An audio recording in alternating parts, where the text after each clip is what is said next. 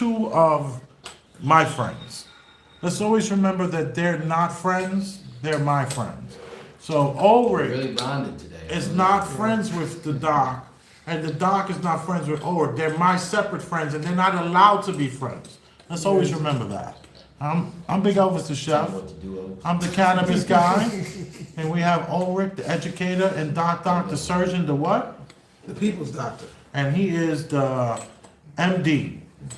Okay, and we're here doing Premium Black News. And there's this thing going around on the internet for the last few years. It's the Gold Digger Challenge. Have you seen the Gold Digger Challenge? Yeah.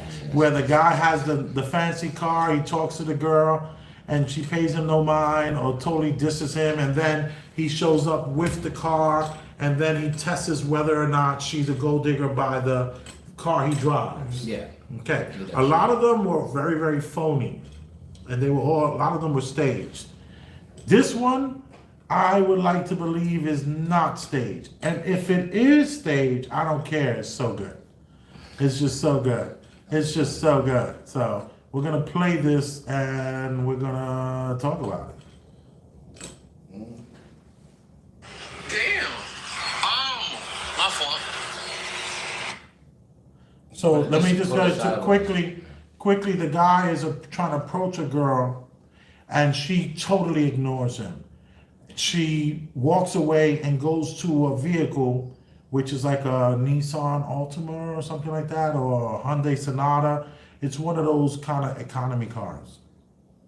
And what are those cars called? That's not the economy car, like the first level of a car. You know, you got the Kia, you know, it's whatever. So I'm gonna go back and let's enjoy this. Oh wait, it can open laundry. Airplay? No, I don't want airplay. Yeah. I don't know. Excuse me. Damn. Can you open it where it's big? I was about to ask him for a number. It was at this moment that he knew. Something on her face, dog. Hold it to the side. No, this is better because they. Wait, let's go back. So she ignores the guy. Here we go. This is better. Excuse me. Damn. My fault. I was about to ask him for a number. It was at this moment that he knew. Something on her face, dog. So now she gets out of the car. Her boyfriend is pumping the gas. I was just about to ask you for your name, but I didn't know you had a boyfriend. What you mean?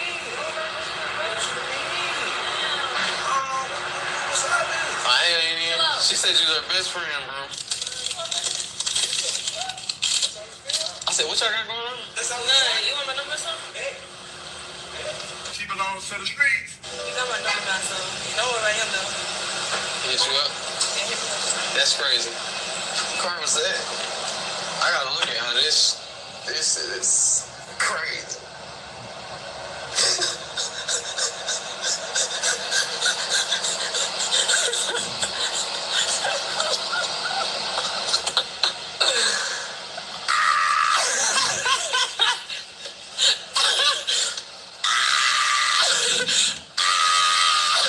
Oh, this laughing drives me. Look, and now he drives off.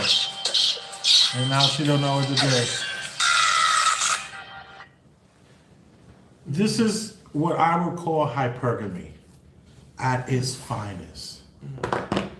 This is a woman who's walking to the car of the man she's with, and the guy who's trying to talk to her, who she's ignoring, goes into the brand new Corvette.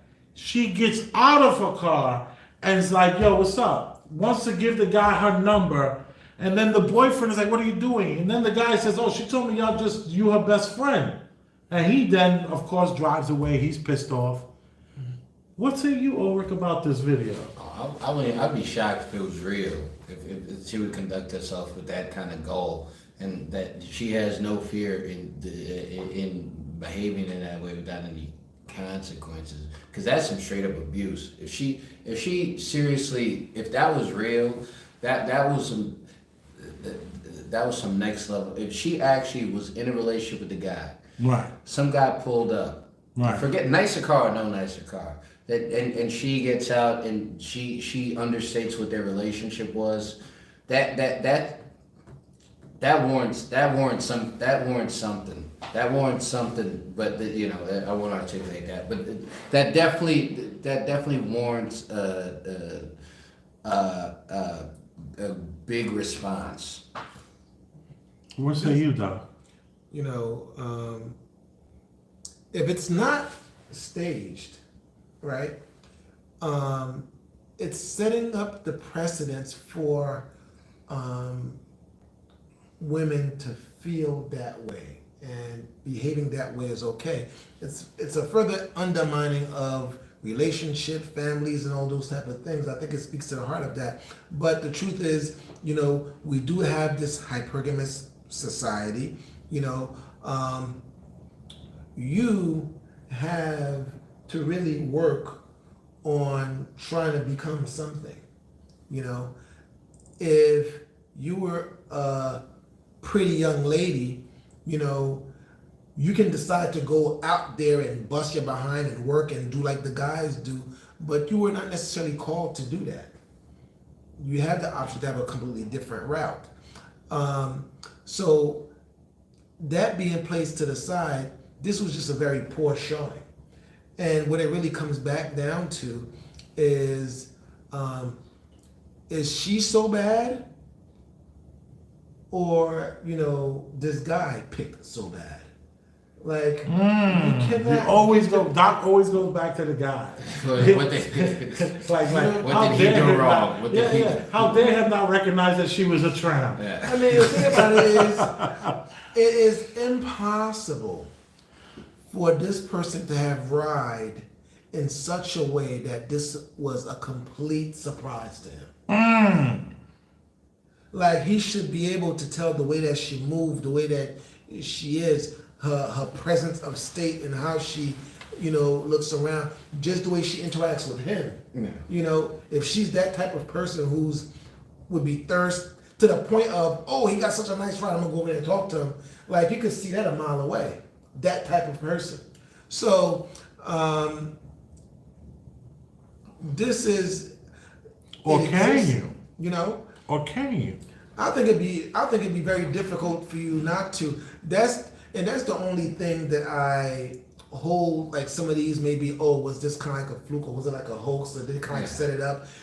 Because I don't think a situation becomes that raw, but anything is possible. Because the thing is as we get this, there's going to be some young 17, 18-year-old who going to think, oh, that's cool, I could do that.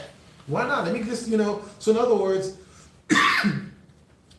a lot of folks understand, there's this effort that already exists, that, we have folks who are, even if they do it behind the scenes, they're hypergamous. So in other words, You both said hypergamous. What does that mean? So this is. Can I explain hypergamy? Well, go ahead.